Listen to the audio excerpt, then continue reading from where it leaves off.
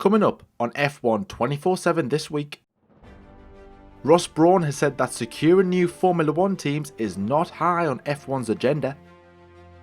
Otmar Zafnauer has said that the RP20 is the best F1 car Racing Point has ever produced.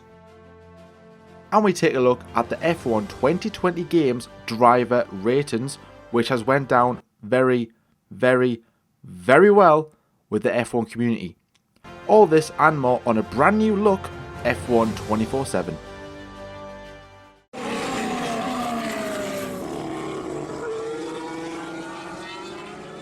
But before I begin, I just want to give a big shout out and a thank you to Lewis Bloomfield, or Bloomy Designs as he's more commonly known as. Now, as you can see around you, we've got some new graphics for the news. What do you think? I think they're pretty sick, if I'm totally honest with you.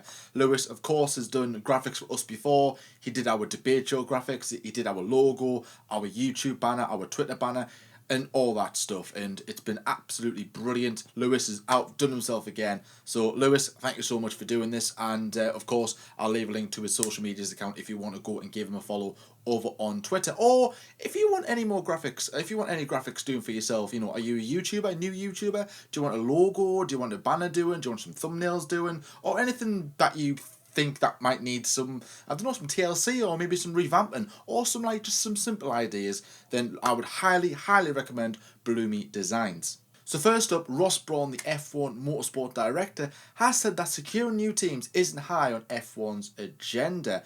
Now, because of these brand new rules and regulations that are coming in now 2022, it's been highly regarded that some new teams could be coming into Formula 1. But as we all know what is going on in the world right now, securing teams, getting them into Formula 1 will be a bit more difficult than it already seems, even though that we have reduced the budget just a little bit. Well, I say a little bit, quite significantly actually. Instead of being reduced even further as the future goes on, it's still not going to be quite as easy, let's say, to secure some brand new teams. But not only that, the reasons why it's not high on the agenda is because Formula 1 want to keep and secure the current Formula 1 teams that they have got. One in particular is, of course, Williams, who are currently going through a bit of a crisis at the moment. They've lost $13 million in worth of profit, and of course they're not the only ones. There are other teams that have lost profit as well.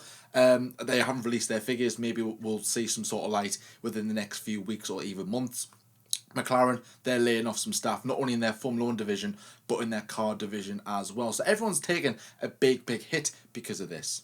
In an interview with racefans.net, Ross Brawn said, "For the moment, everything is based around 10 teams, and I don't think that in this climate, we would be looking to add teams immediately." He goes on to add, "You never know what's around the corner, and of course, we're creating a much more viable economic environment for the teams. So I'm sure people will now look at it in a different perspective than perhaps they looked at Formula 1 2 or 3 years ago.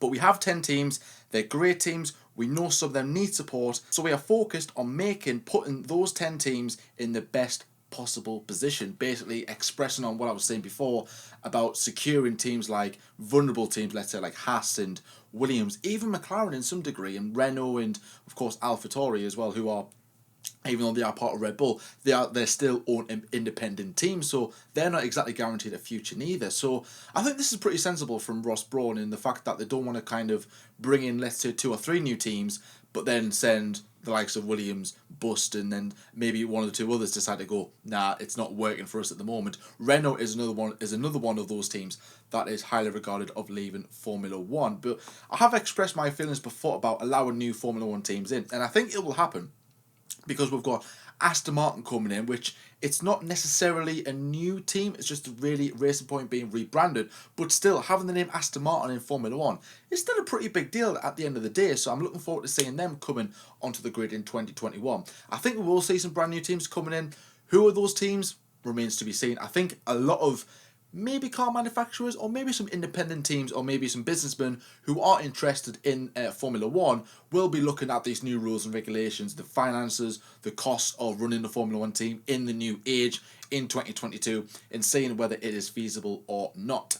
Fingers crossed we can add 1 or 2 more teams, because not only does it add more dynamic to the racing, it also opens up 2 or 4 seats for possible younger drivers who I think maybe do deserve a seat in Formula One. Maybe there's we might get a once in a generation kind of driver who, well, maybe not once in a generation, but maybe a driver who is worthy of Formula One, wins, let's say, Formula 2, and he doesn't manage to find a seat because of one team's employing their young academy driver, the other one wants experience, and maybe there is no room for this guy. So then, of course, he'll move off to other forms of motorsport, which isn't a bad thing. But if you're battling the ranks of Formula 2, your main aim is to get to Formula 1. So for that option, I think it would be good. But I completely agree with Formula 1 at the moment. Keep all 10 teams on the grid. Once everything is, fingers crossed, steady the ship, we can then start looking for some more teams. Let me know in the comment section below about what you think about that situation. So next up, team principal at Racing Point, Otmar Zafnau, has said that the RP20, the brand new 2020 Formula 1 car for the team, is the best that they've ever produced. Now, cast your mind back, what feels like bloody a century ago now, pre-season testing. Well, even before pre-season testing, Racing Point unveiled their car.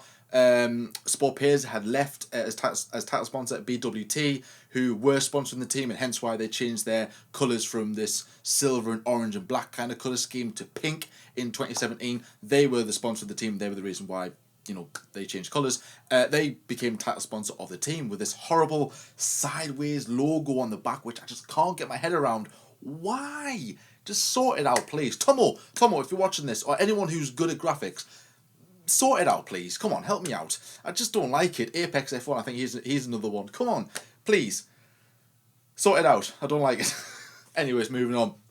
So, when they unveiled their car at testing, because it was only a model car what they launched, like it was almost like a livery launch, let's say, when they released the car before testing, when they rolled out the car, there was a few eyebrows raised when they revealed the car out of the garage. And people were going, is that... No, that can't be. It is. It's the Mercedes W10. What? And of course, this whole debate massively occurred where people were going, hang on a minute, you can't do that. What the hell? So there was masses of protests from other teams going, you can't do it. What's going on? And people were divided on Twitter. Yes, they can do it. No, they can't. Racing Point was a big name that was in the headlines and obviously on their social media throughout the course of pre-season testing. But in my opinion, if you can't beat them, join them. It's not legal. It's not illegal. Nothing on their car. I think there's a rule where, cast your mind back to Spygate, for example, you know what I mean? If nothing on their car or some sort of data is passed on from Mercedes to Racing Point, for whatever reasons, like if Mercedes do pass on some data to Racing Point, that's illegal. That'll be looked into. But if nothing has done that, and they've just modelled what Mercedes have done in their similar kind of design, then there's no problem. And no wonder that he's calling it the best car that they've ever produced, because it's the exact copy of the World Championship winning car. But I think it's a brilliant idea, mate. So I'm intrigued to see how Racing Point go about their season. They looked good in pre-season testing. Lance Stroll and Sergio Perez look very, very good, very consistent, very reliable. It's going to be very intriguing to see how they go in 2020. Zaf now sat down with the F1 Nation podcast and is basically praising the car and the team as to how they've gone about their business in making this the brand new 2020 Challenger. He told F1 Nation podcast, I think this is the most competitive car.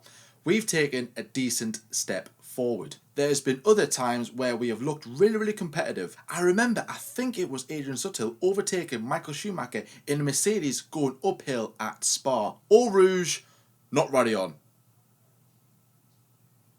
And there are races where we've been really, really quick and we nearly won at Spa. So Racing Point, or Force India as they were formerly known as, they were that team that pulled off some shock results despite having a very small budget. And they were a team where they were so unpredictable. You didn't know where they were going to be finishing that race. They could be battling for podiums or having an absolute stinker of a Grand Prix.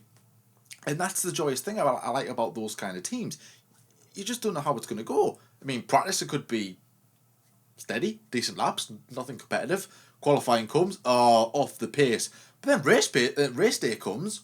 Wow, where do these guys come from? You know what I mean? That's how sudden Racing Point Force India, were or are still currently in today's Formula One.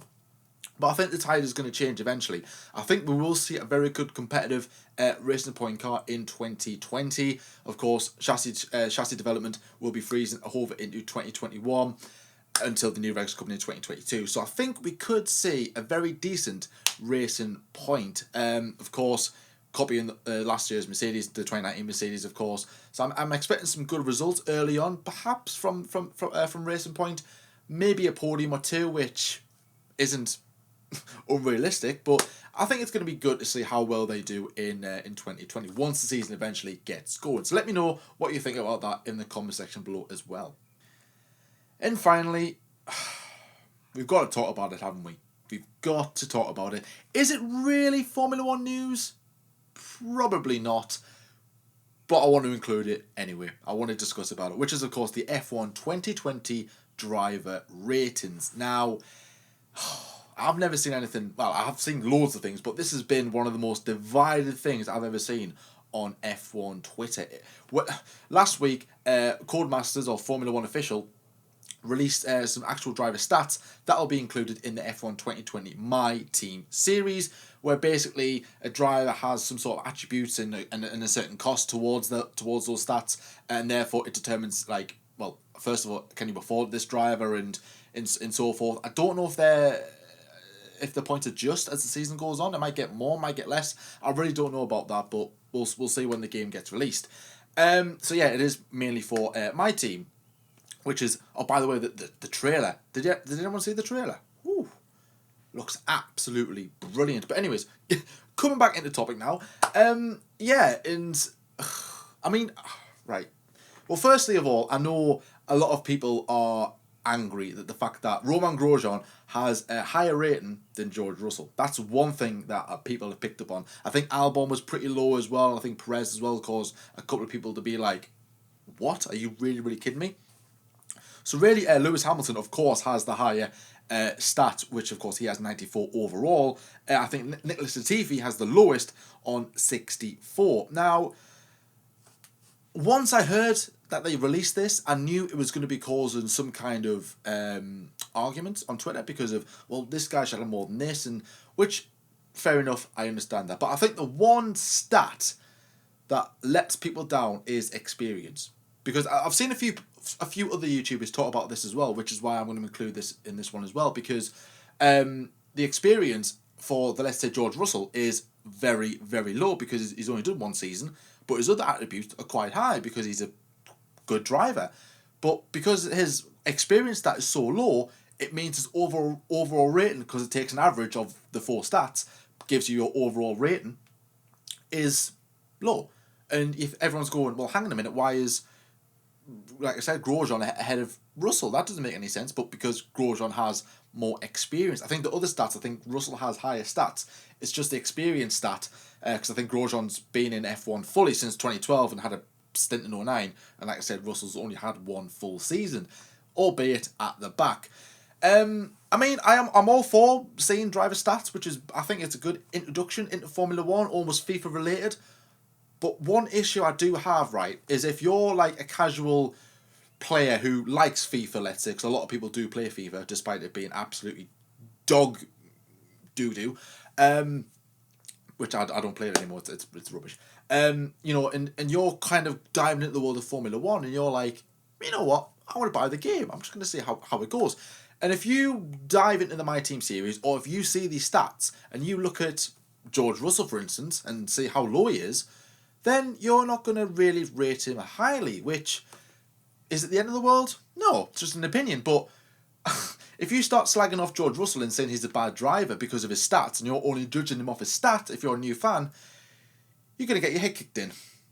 You really, really are. So if you're a new fan and you're looking at these stats going, just judging off the stats alone about a driver's ability, just be very careful, all right? Make sure that you look at their junior record before you start making accusations. But no, I think it's a good feature.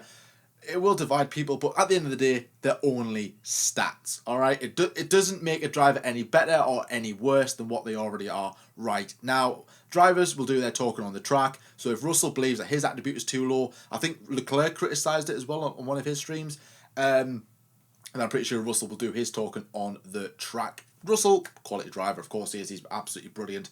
So, good future ahead of him as well. So, yeah, I think, fair enough. But at the end of the day, they're just only stats. So let's not get ahead of ourselves, all right? Of course, let me know your opinions about that in the comment section below. Feel free to just say whatever you want. It's been absolutely awesome hearing your guys' opinions. But anyways, guys, this is where I'm going to end a brand new look F1 24/7 this week. Thank you so much for watching. Hope you do enjoy the graphics. Again, thank you so much to Lewis Bloomfield for doing them. Links to his social media accounts will be in the description below. Please go and give him a follow. He's absolutely brilliant.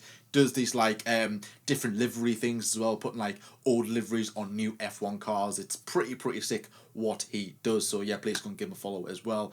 And of course, thank you so much, Lewis, if you're watching this. We've got so much more content coming your way this week on the F1 Debate Show. Yesterday, we released Agree or Disagree, usually on a Monday, but this week, because of our scheduling, we weren't able to actually record it, and plus I wasn't feeling very well.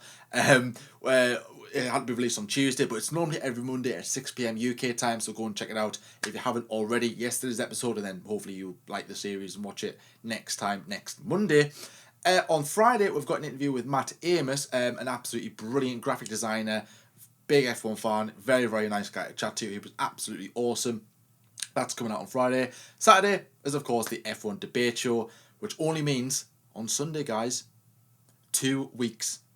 2 weeks till the Austrian Grand Prix.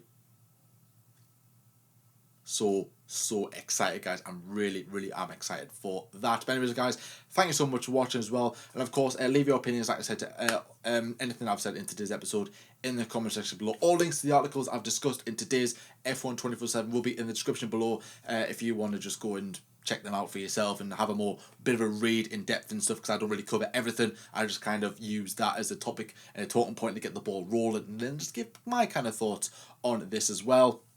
If you're new around here, then please like and subscribe as well as always. Thank you so much. If you're a new subscriber around here, it's going pretty well so far in 2020. So thank you so much for everyone who has subscribed, and welcome if you are a brand new subscriber.